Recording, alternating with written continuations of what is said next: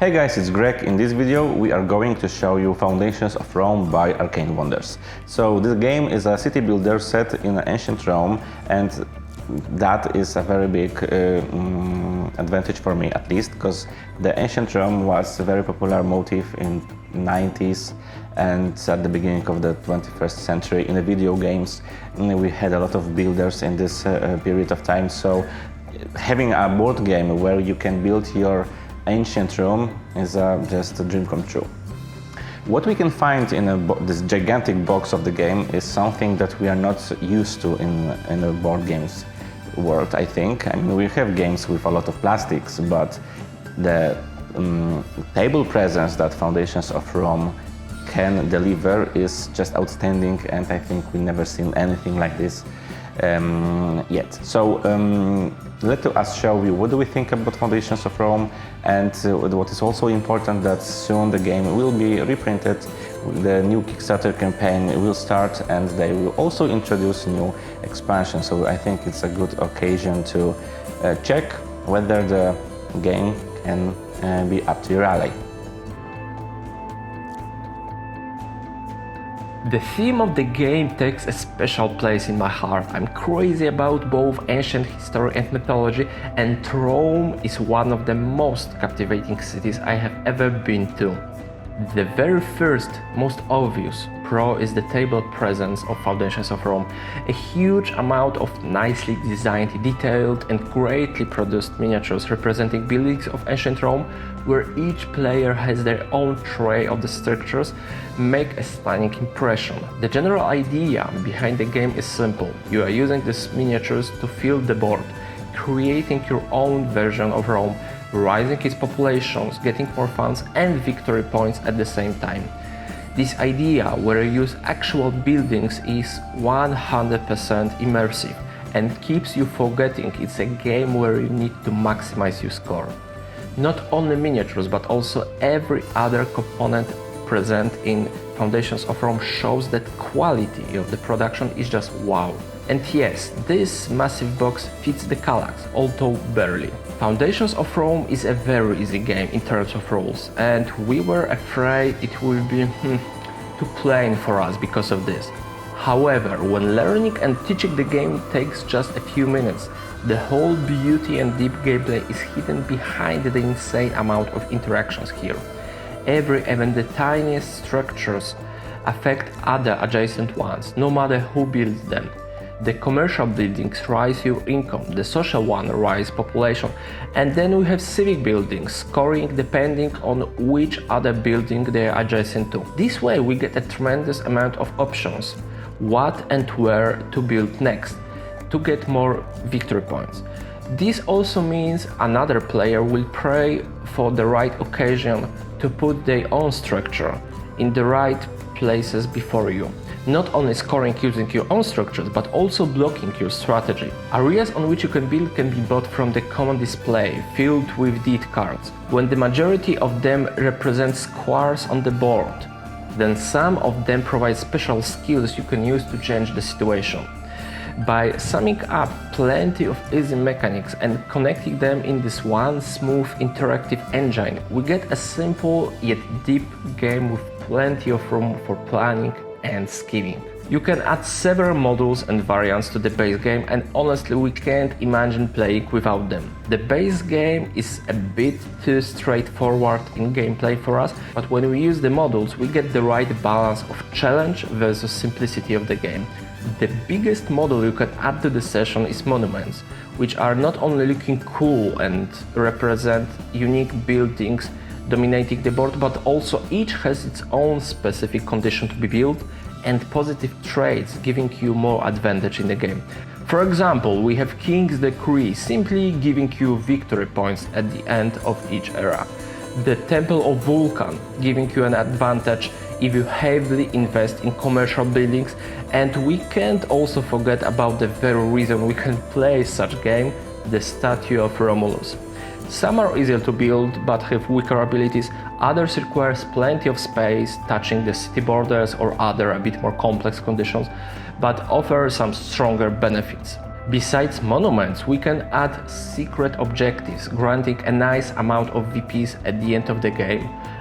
We can add invocations, providing a small asymmetry between players when each will get a different benefit in form of one-time advantage like some population from the very beginning of the game, or passive skills, for example granting one victory point each time you build a structure of size 3 or bigger.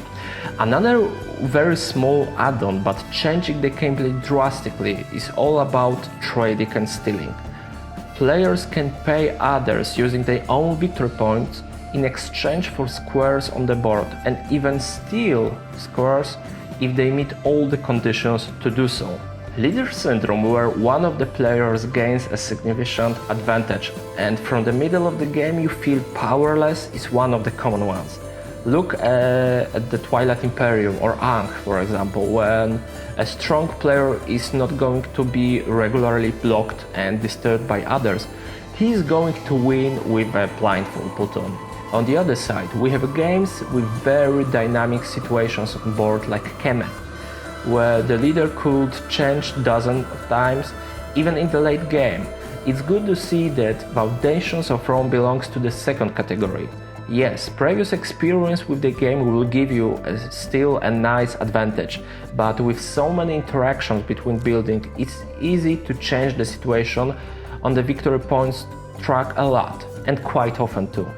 This constant tension helps engage all players for the whole session, and even the veterans shouldn't lower their guard. The game works well with every player count, but it changes its nature comparing 2-player session in ones where you're building the Rome in 4 or 5 people. Obviously, when playing in duo, you can't use trading and stealing module, but there is also much easier to build bigger structures and fulfill your long-term plan. 2-player sessions tend to be more about the interaction between players at the final stage of the game. It's a quite different experience with the full player count, where exploiting others and ruining their strategy starts very early, and the trading and stealing module only amplifies it. We enjoyed every player configuration so far, simply the experience was different.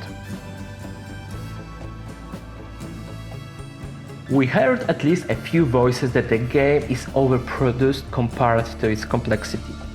We could agree with that if the game will not offer a massive amount of room for strategy and deep gameplay mentioned previously, especially with modules. Our Foundations of Rome should have a minimalistic version where miniatures would be exchanged for cardboard tiles, for example? Absolutely not. Building a Rome is the sole purpose of this game, and the table presence aspect takes a crucial role here as well. It will all depend on your personal approach. If you prefer playing great games which look great at the same time, Rome is your city to build. And yes, you can build Rome only by yourself or fully cooperatively with friends. We haven't tried this option, mostly because Foundations of Rome is a game we have reserved for fast, effective and deadly competitive plays with friends. Just keep in mind that solo and co-op are available as well, and the BGG forum hints, they work nicely. The game feels complete already, especially with a higher player count when trading and stealing is used. Saying this, it still would be nice to see more add-ons in the future, raising the complexity of the game without ruining the core experience. Look at the Terraforming Mars, where the base game is great, yet most of the expansions enrich the gameplay in a positive way, giving players the choice to play more simple or more complex sessions depending on their needs. This way Rome would please a wider audience, and keeping a modular approach for future expansion would help the game land on the tables even more often. With a reprint campaign, Arcane Wonders will offer a new small expansion as well, and let's hope it will not be the last one. We have a similar comment here as with the Uprising from Nemesis Games, where we loved the gameplay to the death, but we missed some extra oomph at the end of the game. Uprising solved this with Arch Nemesis expansion, introducing ultimate bosses roaming the map at the final stage of the game. In Foundations of Rome, most of our sessions ended in a way where the last 2 or 3 turns were spent on building the smallest structures, trying to squeeze them in the almost finished city and calculating the points. It's not a flaw per se, but it takes away a bit from the general experience. It would be nice to see some alternative for the endgame, helping to maintain the tension till the last action of the last player. We have also one small note on how the session's transparency could be improved. Although the scoring manuals for each era are printed on the board, they are covered by a deck of cards for the most part of the game. After a few sessions you are going to remember it, but it would be nice to get some small reference cards for this, or include the information in current reference cards. Have to admit we are afraid that Foundations of Rome would offer too light and even too flat gameplay. It's good to be wrong when the game proves to be something much more than an insanely good looking Kickstarter. With really simple rules, we get deep gameplay with plenty of space for planning and strategy, mostly thanks to a massive amount of interaction between buildings and players' action. Dynamic and engaging gameplay where the situation on the board will drastically change dozens of times is something we appreciate a lot.